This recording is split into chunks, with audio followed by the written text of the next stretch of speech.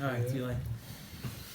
Thank you so much for hosting tonight. It's a pleasure to be in your house, right? It's a beautiful, beautiful dwelling. We shall only see barachot and smachot. Hopefully the house fills up with kids.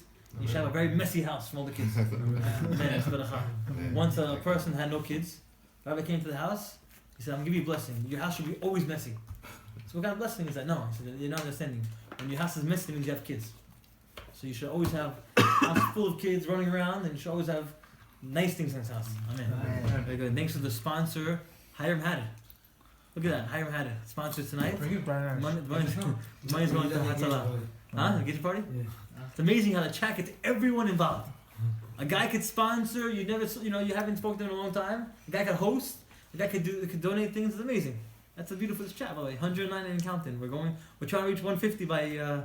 109 people in the chat. 109 guys. Are you in the chat? I'm not. That's it. New guy. 109 people. 110.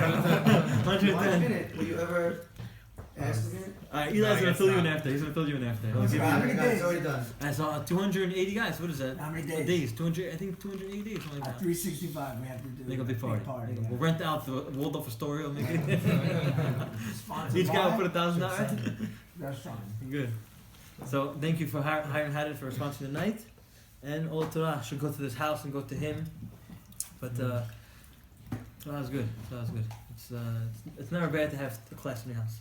Especially it's the first thing. It's the first thing in the house, right? First week, first week of the house. So we're filling this house up with the. Is this considered a Question. He asked me that, and I mean he wanted to do it, but he wants to do it by Haber and his family. So we're gonna hold off on that. But they already had a pregame. This is the pregame. Right. This is the tailgame. You know? Tailgame before the game. It's never bad to have Torah. Yeah. It's never bad. You never go wrong. Charles, I sent you that picture, right, from 8th grade? Yeah, it's a classic picture. It's a little off topic, but it's good. It's a classic picture, I have to say. Al Franco looks exactly the same. It's true. You can send it to the chat after. It's on my Facebook. I have to the graduation picture. So tonight we're gonna learn about two leaders of the Jewish people, how it connects to us. But we're gonna learn about what a leader is, what they did to lead. Elliot, I can't see him over. He's got a nice look to him. I wanna see the way he looks. So we're gonna learn tonight about two different leaders. All right, two different guys. Hopefully tonight, another time, we're gonna see what a leader is and how it's gonna transfer to Eli Cohen in this new house. You being a leader in this house. So we're gonna see tonight. Hopefully some nice things.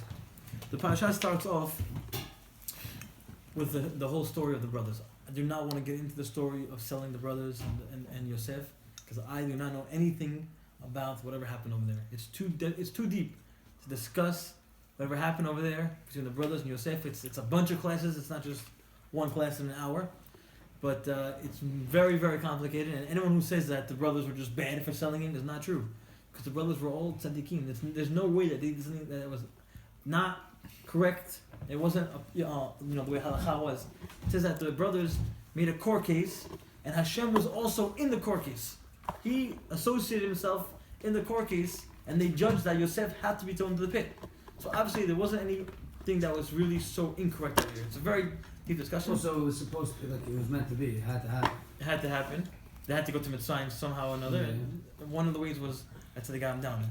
You say if you want to bring a cow to a certain place, right? He doesn't want to go. He doesn't want to budge. You want to pull him and yank him. He's not gonna come, right? What do? Adi, beautiful. You're 10. Minyan. Nice. But not having Minyan, but still we have the 10 guys here. Beautiful. Nice to see you. Thanks for coming. Rolling. You got the whole crew now, right? Asiri Kodesh. Good to see you. How are you? What's up, bro? They say so. If you want to bring a cat to some place that it's not a cat. Think of the cats outside the house. The cat's got in his head. I was thinking of the cats outside the house. If you want to bring a cow to a certain place that doesn't want to go there, try to yank him, you won't come. But if you bring his kids, if you start bringing his kids, they don't come. So in order to get Yaakov down to Mitzrayim, you have to pull down Yosef. You have to pull Yosef down there, and that way, surely and slowly, Yaakov will come down, and everyone will go down. Fine, that's off topic though. Basically, the story of the brothers, put that to the side. In the middle of the parasha, dealing with the whole story of the selling and getting his Yosef to Mitzrayim, and he becomes the second in command there, and the whole story, the happy ending becomes the command, and he sees the brothers. That is on the next parasha. But in the middle of this parasha, while everything is going on, while they're selling the brothers, they throw him to the pit, while the merchants come and buy him, there's a chapter that stops in the middle of the parasha and totally goes off topic and brings a different story that is not connected, as we think it is, not connected to the story of the brothers selling Yosef. And that story is the story of Yehuda and Tamar. Many of us probably know the story, but we'll just go a little bit of a background of what actually happened. So the brothers sold Yosef, they threw him into the pit, they came and they bought him, and he's gone. They wiped their hands from Yosef, they're clean. They come back now, you know what I mean, without Yosef. He's done. For them, he's done. He's gone, nowhere to be found, and that's it, game over. The story says that Yehuda is walking, doesn't say the same day, but later on in history, he's walking. It's not in chronological order. The Torah's not chronological. It's like this specific story. It happens to be in the same, time frame as the selling. It's in the same parasha. It's in the same time frame. They thought he was gonna die, right? They thought he was gonna die. They figured they sold him. Whatever happens to him after that, it's up to him. You know what I mean? We're done with him. So basically, Yehuda is walking. The story says he sees someone on the side of the road, a woman on the side of the road, and he thinks that she is a zonah, a prostitute. And the pasuk says he thinks she's a prostitute. Why? Because she covers her face. So I have a question. If you see a prostitute, she's not going to be covering her face. She'll be revealing her clothing. She'll be exposed, right? That's what prostitute does. They expose everything. So my question first is, when you see a prostitute and you see that she covered her face, why does the Torah say that's why he thought she was a zonah? Not because she was sitting on the side of the road. It says that the Torah says that Yehuda thought she was a prostitute. Why? Because she covers her face. She's embarrassed. Right, shame. Where'd you get it from? Nice answer. Where'd you get it from? That's not. No, that's the answer. Yeah, But you have to know how you get to the answer. So to understand the answer, you have to go back to the Gemara. There was a story in the Gemara of Rabbi Yehuda Nasi. One time he said to himself, I'm going to go and test my desire. I'm going to go to see how strong I am. And he said, I'm going to go walk by the Bet Zonot, the house of prostitutes. There's a place there. That's where they lived. That's where they were functioning. Which guy is this? Yehuda Nasi. Rabbi Yehuda, he wrote the Mishnah. He said, I'm going to go there and test my... You're supposed to do that? No, No, you're not supposed to do that. But these are different levels. I'd be over He said, I'm gonna go test my temptation. And he started walking closer to the house of Zonot, the house of prostitutes. And as he gets closer, he sees them take their scarves and cover their faces. And he says, he tells them, why are you guys covering your faces? And they said, even though, they weren't Jewish, but he said, even though we are Zonot, we're prostitutes, out of embarrassment of what we do, when we see a holy person, we cover our face. Right. For us, it's just, you can't bear the embarrassment of seeing someone so kadosh and leaving ourselves, they cover their faces up. Like a robber. They can tell. Each of you is walking. It makes sense though. Even today, if I'm riding a bike in deal, I see a rabbi. You cover your face already. You have somewhat of a, even though it's not a bad thing, I but don't think his last name was it's not a terrible I thing. guess it makes sense. He is some sort of presidential figure. First of all, he was in the government. He was huge in the government. I see. It means president. He was big in the government over there. So when they saw him, they covered their face. So now that's the answer to Yehuda. When Yehuda came closer to her, what'd she do? She covered her face. So that's why he thought she was a zonah. Because only a zonah will cover her face. Because she's embarrassed of what she has to show. And when she covered her face, he knew, this girl is a zonah. And the story with Tamar was that Tamar, she was the daughter-in-law of Yehuda. Again, Yehuda is a child of Yaakov. And Yehuda has two sons. He has two sons. Three. First, he has two sons. Two sons, and each one, separate sons. One son marries Tamar, and he was not a good guy, and he passed away. He died. Now, if the husband dies, there's a mitzvah called Yibum. She has to marry the brother. So she goes and takes the other brother, and he dies. So Tamar marries two brothers. It's the wrong brother. No. They have two brothers. If you God forbid died in those times, your brother, if he was Someone single, God forbid died, then that person marries the brother. Even these times, no? Even these times, It's not a rule anymore. Of course it is. Yibum. It's not to do. rule, but Right. no one's gonna do Saying it. we don't do it anymore. We don't do it anymore because it's not practiced anymore, but technically it's You still... still have to spit in the still So shoes. you gotta do halitza, right? You still do halitza. Spits on the ground, shows up on the shoe. Spit on the ground. Take off the shoes, spit on the ground. Right, chalitza. It's whatever. It's not whatever. We'll get, Anyway. put it on the side. Yeah. Basically, Marry the wife. basically, what happened? the brother to marry the wife? Yeah, the brother has to marry the wife. Why? Because Oh, he has Knows to. someone, right? He has to carry out the brother's. And there's a way out of There was a movie. We're out of it. Khalitza, forget the movie right now. Do they actually do that? Forget the movie. After. Tell me, you can text me Do after. the way out of it, isn't it? So basically, she has to marry the brother, and she married both brothers, and they both died. So now she tells herself, listen, again, this is Tamar. She's the daughter-in-law of Yehuda. At that moment, she had what's called a, what do you want to call it, a prophecy, you want to have a nevuah, whatever it is. She knows that she has to continue the legacy of Yehuda. Yehuda is Yehuda. Mashiach ben David comes from Yehuda. David Melech. All this comes from Yehuda. Hey, Eli Rishdi. Not, Beautiful. oh, I got confused with Udana. Good to see you, man. Grab a chair, you're good. Alright, Eli tries very hard to come, so for you coming, Zak Baruch. No. Anyway, Yeah. So Yehuda, alarm system. good guys, Yehuda has to continue his legacy. If he dies out, then there's no Yehuda. If she does not have any more kids, right, there's no more family of Yehuda. So what does she say? She tells herself, you know what? The only way to do it is if I do Yibum with my father-in-law. I remember the story differently. Sorry to interrupt.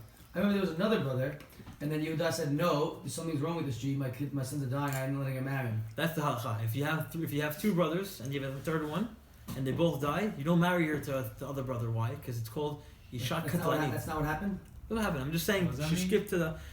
If there's two brothers, right? They pass away. Now there's another brother. They don't let her marry her again. They don't let her marry the other brother because they said this girl has like a bad hoax on her. Stay away. True. Keep her away. It's called That Isha. word in Definitely. Hebrew though, that's It's a called positive word in Isha Hebrew. Katlanit. But That's it's Ramadan, a right? positive word though in Hebrew. Katlanit is like crazy. It's like It's like you good. could say They use it as like a yeah, good they're using good adjective, actions, right? But it's from the rabbis, right? It's Isur from rabbis. so. It's true, yeah. Not Slang, I yeah. guess Like, so. Killer, I It's guess. like That's killer. okay, that makes sense then. It's like If killer they're woman. using it as killer, that makes It's like a sense. I killer didn't know woman, that. yeah. Isha Katlani is a killer woman. In Hebrew, Katlan, Katlani. Okay, but that it's makes more sense, I slang. guess.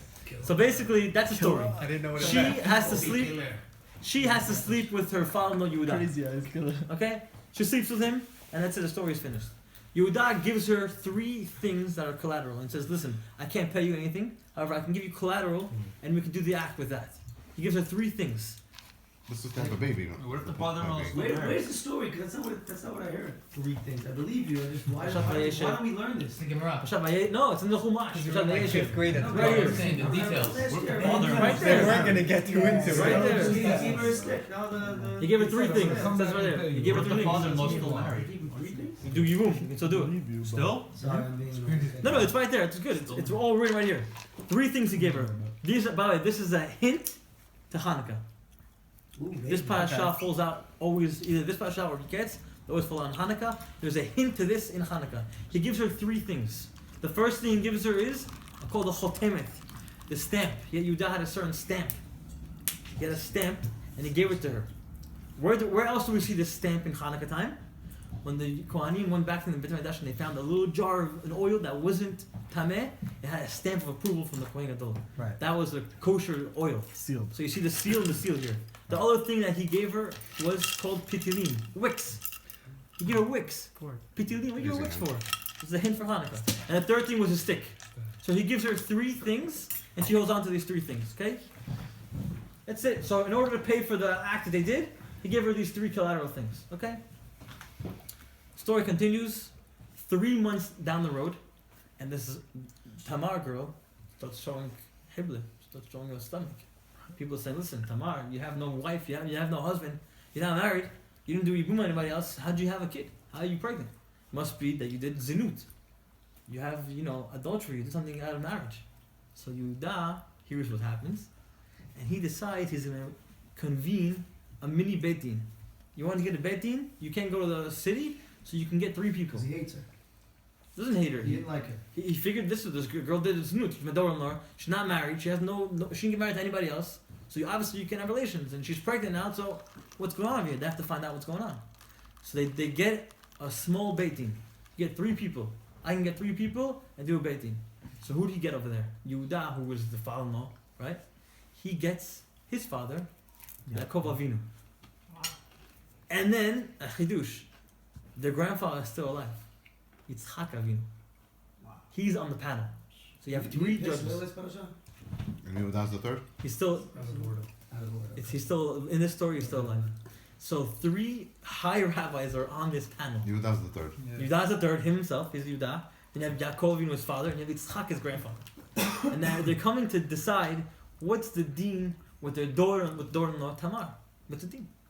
So they found out whatever happened. They said, listen, this is what happened. She's pregnant. This is, adultery. And they say, Yudah, what's his deen? And he says, Hotzi yuha v'tisaref. Take her outside, chai mita. You have to burn her. Mita sarefa. That was the deen that they were posek. Said she's chai mita. Again, Tamar knows that Yudah slept with me. Why is he lying? What? Why is he lying? Right. No, he doesn't know. He didn't know that it was her or not. Wow. She covered her face. It was. It wasn't. Okay. He didn't know it was Tamar. Wow. Okay, it's a whole other question. She knows it was him? She knows it was him. She had intentions to sleep with him. Again, Tamar it's not a dirty story. It looks like it, but it's not. From But the that's what story, you're supposed to do. You said right? if it's From not the about story, you. Mashiach comes to the world. From this story, that's Ruth's husband, right? No, this is from Ruth's. Ruth's husband is from them. Right, he comes from this lineage. Yeah. So basically, going back to the story. So Yudah now is on the panel. Him, his father Yaakov, and Yitzchak are on the panel, and they're judging to see what's the deen. And he says, "Take her outside and let her burn." She does not say a word because she doesn't want to embarrass Yudah. She knows that he slept with me, but she won't embarrass him, not in front of everybody. Why did he do it? Why did he sleep with her? Why is he embarrassed? You're supposed to. It was his. Yeah, but why He's, did he he's a rabbi. He's sleeping with a hooker. That's what I'm saying. Was he married? It's a whole nother question. Why he slept with her? Thought you were supposed It's a whole other question. No, Well, you said he gave it. He wanted to test himself, and he failed the test. technically, he's allowed. No, he failed. For him, it wasn't a, intention, it wasn't a good thing either. And There's no- Stay away from girls with covered faces, right? No, I heard an answer. It's off topic, but I heard an answer. Quick. By the way, he technically was allowed to be with her because it's part of the Yibum thing, whatever it is. But I heard an answer. Technically, yeah. One of the answers I heard was that, again, I don't know how good the answer is, but the answer that I heard that everyone has a downfall.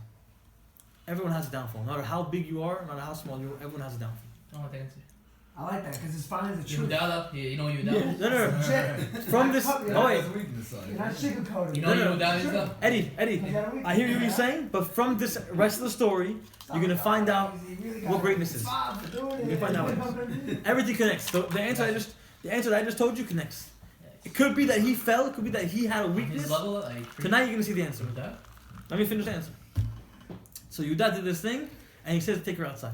Now before she's about to get burnt alive and get killed, Yaakov and Yitzchak both. they all agreed. Chai mita, she's mita srefa. They didn't have to do up the kodesh to know nothing. So you know what she does? She does not say a word. However, you ever see like Judge Judy? There's a guy that goes from the judge to the bailiff. to the defense. It's called bailiff, right? Yeah. He takes the things and he passes them. You have paperwork, such as show this guy and takes the paperwork and shows to the defense guy, and he gives it to the Judge Judy, right? There's a guy that goes in between. So in that court case, they had a guy that went back and forth, and Tamar says to this bailiff guy, "Whoever these collateral belong to, just give it to him. Just show him whoever this belongs to. Don't show anybody. You just show this guy, and then I'm gonna go on my way to get killed." So she passes this thing on to the bailiff, and he passes it on to Yehudah himself, and only he sees this thing. He gets his bag of goodies, and he opens his bag of party favor, and he sees the stamp that I gave her. This woman. He sees the wicks. He sees his staff. He says, wow. Could it be that this is Tamar, my daughter-in-law, that I slept with? He knew that he slept with somebody. He didn't know who he was. Could it be that I slept with her? And when he sees this cloud, he says, wow. I slept with her. It's her. So now he has two options. Only he saw it. No one else saw it. You cannot tell. Now, there's two things he can do. He can either not say a word and let her get killed and push it up under the table and no one will ever find out. A politician. Right, like a politician, like a classic politician that we see today. Or he could do something that no one else could do. No one else could do in this world. Stand up and in front of his father, in front of his grandfather, in front of all the brothers, in front of everybody, admit that yes, I had a downfall. I slept with the Zonah. I thought it was a Zonah, but it was really Tamar and Sadaqah, Mimeni. She slept with me. And that's what happened. At that moment, Yudah takes out the collateral, he shows the Beit Din and he shows everybody. He says, "Tzedakah mimeni." I admit it. I slept with her. He stood up there and he admitted that he slept with a zona, what he thought was a zona. Imagine that, in front of his father, in front of his grandfather, in front of the whole Am Yisrael at the time, in front of all the brothers. He would say that he slept with somebody. That's greatness. The fact that he fell, that's a human being. He's not a robot. No matter how big you are, you can fall. But admitting that you fell, that's a leader. Understand that? A guy that can admit that he fell, that's a true leader. No one is able to admit these days. No one. Take the whole election that we just saw. Did anyone ever say I'm sorry for whatever they did? Did anyone say, oh, that was a bad comment that I should have made? And there was tons of bad comments, right? Tons. No one said anything. No one said anything. I'm not a politician over here, but I'm just saying. You see from there that people aren't so easy to admit what they did wrong. Especially me. No one is. It's hard to admit something. It's so hard to admit that you did something wrong. But Yehuda teaches us what a real leader is, and from Yehuda, he was rewarded from this story that from you the kingdomship will go on. Only from your family. From Yehuda comes the kings. No other shevet has kings. Only Yehuda. You know why? That's what a king is. A king is someone that's able to stand up and admit that they were wrong. That's a king. That's a true leader. To explain this story a little bit to our days, I want to go into an important Rashi that's very, very interesting. To understand what this means to admit something, I want to go to Rashi on the end of Parashat Toldot. An amazing Rashi. So I want to give you a quick little question. Toldot speaks about the brother Yaakov and Esav still in the Berachot away, and the whole project with Yaakov and Esav, right? Obviously, it speaks about the mother who was Rivka. The mother of Yaakov and Esav is Rivka. That whole parasha deals with that. Okay, the whole parasha speaks about Rivka, the mother, and the two kids of Yaakov and Esav. At the end of the parasha of that whole parasha, which parasha is it again? Toldot. Pasuk Hey says a certain word that does not make any sense to anybody. It says that Rivka, the mother Rivka, the mother of Yaakov and Esav. It mentions again that she is the mother of Yaakov and Esav. And the famous question is, I don't understand. There's not one word in the Torah that's extra. Everything has a reason for it in the Torah. Why are you telling me again that Rivka is the mother of Yaakov and Esav? It's like saying, Eli Cohen, I like you, my friend. A minute later, Eli Cohen, I love you, like you're my friend. I just told you you're my friend. You don't get to say it again. It's a repetition. I do not need you to say that again, right? Does not make any sense, right? We don't know what this means. So in order to know what a pasuk means, who is our best friend? Who do we go to? Rashi. We go to Rashi. Joey Shalom. If you don't mind, do me the honor of reading pasuk Hey in Rashi out loud so the camera hears it. Throwback. Listen to this Rashi. That's reading Rashi. Rashi. TBT. Em Yaakov Esav. Slowly. Eni Yodea Ma Tilmedenu. Milamedenu. Milamedenu. I don't know what we're learning here. Is that what you mean? Rashi writes down again. I don't know what we learned. I want to give you an introduction of what Rashi was. Rashi fasted during the day, not during the night. He ate at night. Rashi fasted 613 days, connected 613 mitzvot, just to write the Pirush on the Torah. Again, he ate at night, but he fasted during the day 613. You think Ramadan is crazy? 613 days. Just to write the explanation. You know what this means? That Hashem, he's the one that wrote the Torah. Right? He told Moshe, you write this and this. Hashem is the one that thought all this into production, right? He wrote the script. Moshe just wrote down in ink.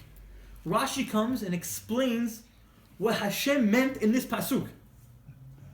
You understand what that means? It means Rashi came and explained what Hashem wrote. No one else is able to do that. Only Rashi. And here he comes. Rashi is able to not understand something. He writes. Stumped. He writes in his answer. I do not know what it means. Maybe if you had breakfast that morning, you would have. Could be. But there's places where Rashi doesn't write anything over there. Right. So what does that mean? I heard an answer. It means that there is a meaning, but he doesn't know it. No, there's a meaning, but it's not for us to know. Meaning, it's deeper than what we can comprehend. Which pasuk? There's a lot of pasukim. No, that The one. one that It's repeats missing. itself. What was the Saying in general. read the pasuk again? This pasuk, Yeah, Shalom's gonna figure it out right now. Read it back to me one more There's time. another one in this parasha. is there? Between the 10 of us, someone will It get could it. be. What? This is a Between few the 10 of weeks us, ago. Maybe this someone one. will get it. No, there's another one. I saw it twice. Could be. I think it said that there's 80 in the whole Torah. I'm not sure exactly. Wow, But it says, the lesson here is that it says it straight out. I do not know what it means. Sometimes, yes, a rabbi could not know the answer. It's not embarrassing to say I don't know the answer. You go to a rabbi and ask him a question, and he says, I have an answer, but come back to you tomorrow, and I'll give you a different answer, and I have this answer, and you really meant this question, right? He gives you a totally different answer than what you want. That's not what Rashi does. Rashi says, I don't know. That's what a leader is, to explain when you don't know. Does any rabbi have But an he only opinion? took 613 days to do the entire Torah. Maybe he needed No, not to write. to fast before he could write this. to fast. I thought while he was writing it, he was Preparation. Mental Vegan, preparation. vegan. fasting. Okay, I thought he was Pre-game. fasting while he was writing. No, to that's something not else. lose concentration. Rashi had to prepare just to get to this.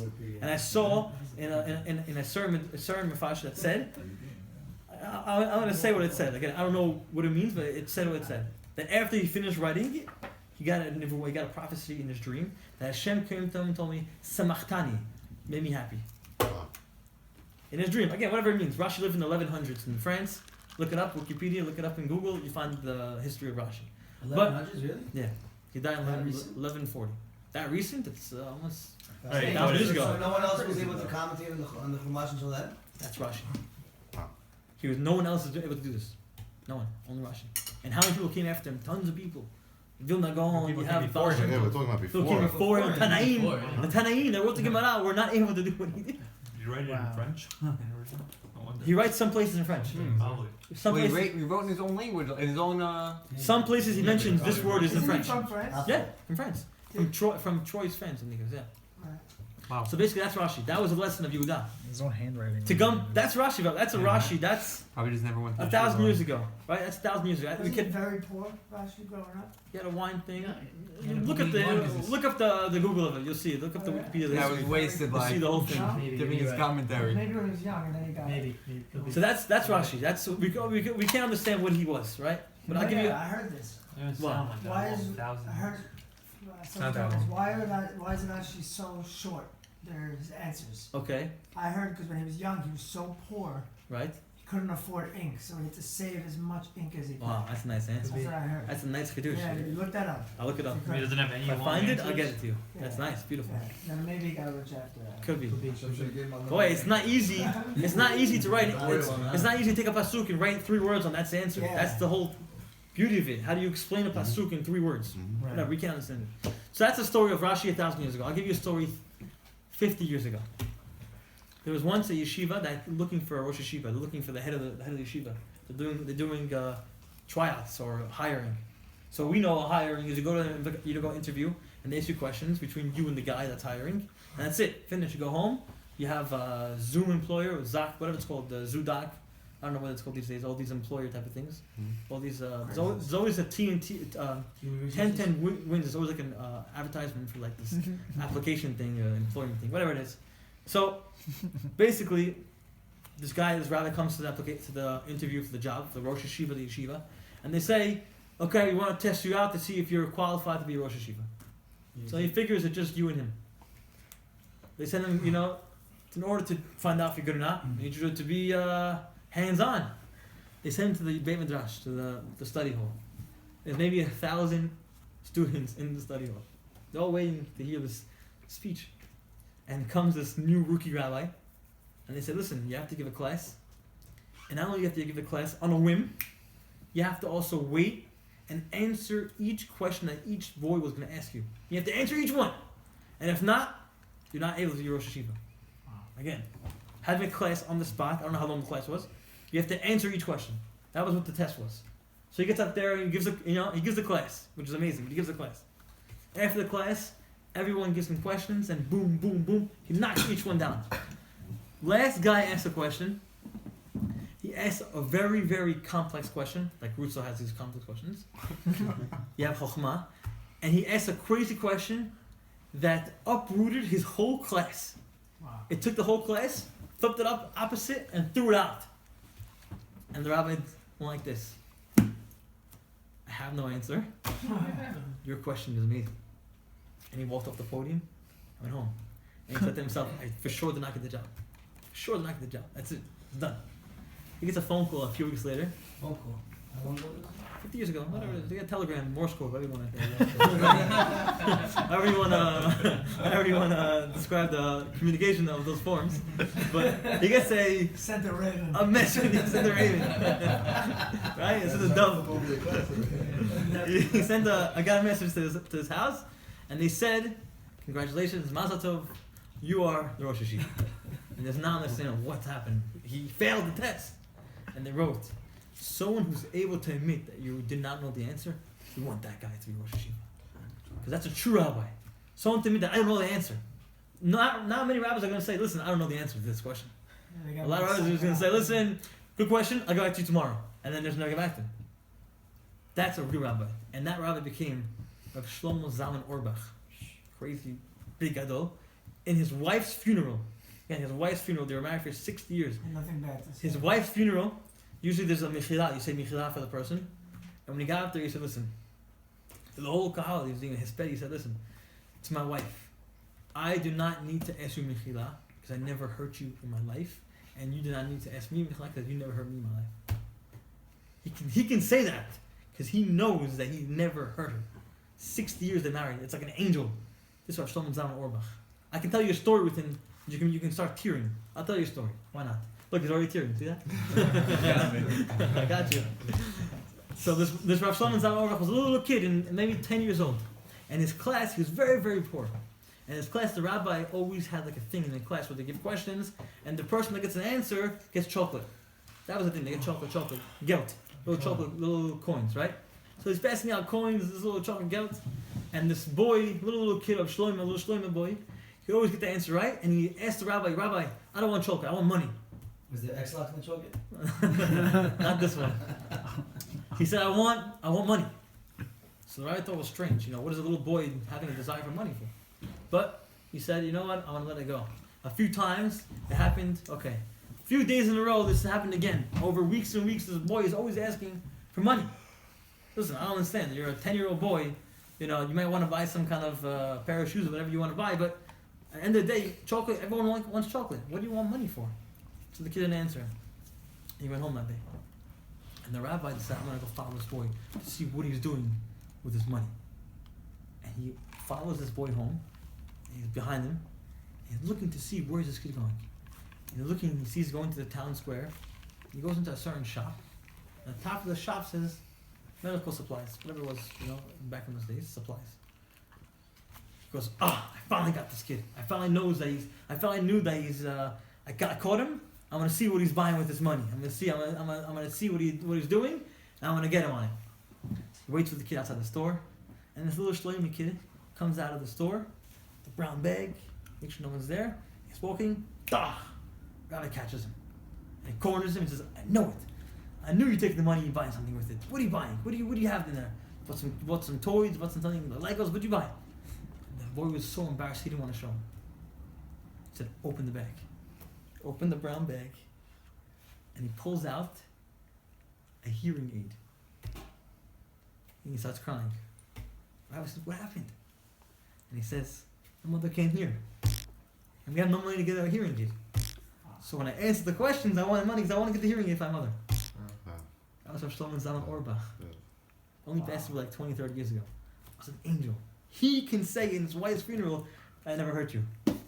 At a young age, if he's caring for his mother for a hearing aid, he's able to do that. When I hear the story, I go crazy. What little kid is I can't give it over because trade up candy it's so for hard. that, What kid at 8 years old is gonna trade up candy for his mother's hearing aid? Yeah. Doesn't make any sense. To think of that and to go to the store and to buy it, and the fact that he didn't want to show the rabbi. You know why? Because he didn't want to show anyone what he did. Right. He was humble. At that age, he was humble. He wanted to keep it quiet. No one should know what I do. Wow. Until anybody. That's our Shlomo's. It's a great story. Great story. But that's what a leader is. That's what a true leader is. Learn this from Yehuda. I want to take it to you. Eli, you have a new house, a new family. Your family should grow from now on. Yeah. But you are the new leader of this house. And I heard this from my Rabbi Moni. He gave me one time an amazing lesson. For anyone here that has the same lesson. A father in his house, or a single guy in his apartment, same thing for any house, any place you're in. Your house can become a mobile Mishkan, a mobile Bet Hamikdash. How? Listen to this. In Bet Hamikdash, they had what's called the Aron, right? You had on top of the Aron, you had two kiruvim, two angel-type things that were hovering over, right? That whole picture in Aron's with the ark and the two angels. So there's one explanation, right, Joey, that the face of this angel wasn't a regular typical face. It was a face of kids, babies. Why? Because babies are angelic. They're pure, no sins. A kid in your house, kids in your house, your kids, children, they are those kiruvim in your house. So you have one thing that the Mishkan has. He has those kiruvim. Next thing, you have a shulchan, mizbeach. Mizbeach. Fact, mizbeach. That's why we don't sit on a table. We don't put our feet on the table. Mizbeach. We have food, lechem hapanim, korban. Everything is there. In the korban, in the Bet HaMikdash, when they used to give a korban, they used to pour wine on the table. You have wine on the table. They used to have salt. You have salt on the table. Everything is there. Everything is the way it was. Now in the Bet HaMikdash, they used to light candles. Friday night, what does the mother do? She lights candles. The man has a mitzvah though. I don't know what kind of candlesticks you have. Different ones. So there's a mitzvah that everyone should know. Kiddush. The woman lights the candles. However, the man has a mitzvah to set up the candles. No way. Yep. If you have the ones that you fill the oil with, so the man's job is to fill the oil, and she lights it. Wow. For Shalom Bayit. Just put the. What if you just put the? That's it. So if it's a wax candle, just put the candle inside. That's all you have to do. What's the shot? But you have to do that. What's the reason? Shalom Bayit. You both are intertwined in the mitzvah. It's not just her doing something. No. You both got to be part of it. That's what the mitzvah is. So you're like a Kohen Gadol. You're lighting the menorah. You're lighting the candlesticks in your house. So everything is set up in the house to become a Bet HaMikdash. You gotta be the leader of your house. You gotta be the Kohen Gadol of the house. Boy, that's what the Nerot of the Hanukkah are. Lighting the menorah in the Hanukkah, you're exemplifying what they did in the Bet HaMikdash. They're lighting the menorah. Then we light it now. That's what it is. It's all about. It's exemplifying in your house that your house is a portal for Mishkan, and nothing better than having a class in the house. Torah is in the house, right? You can never go wrong with Torah. But tonight we learn what a leader is, and hopefully with this, Hashem, you can have only smachot, and we can always learn how to find the truth, look for the truth, and live the truth. Amen. Amen.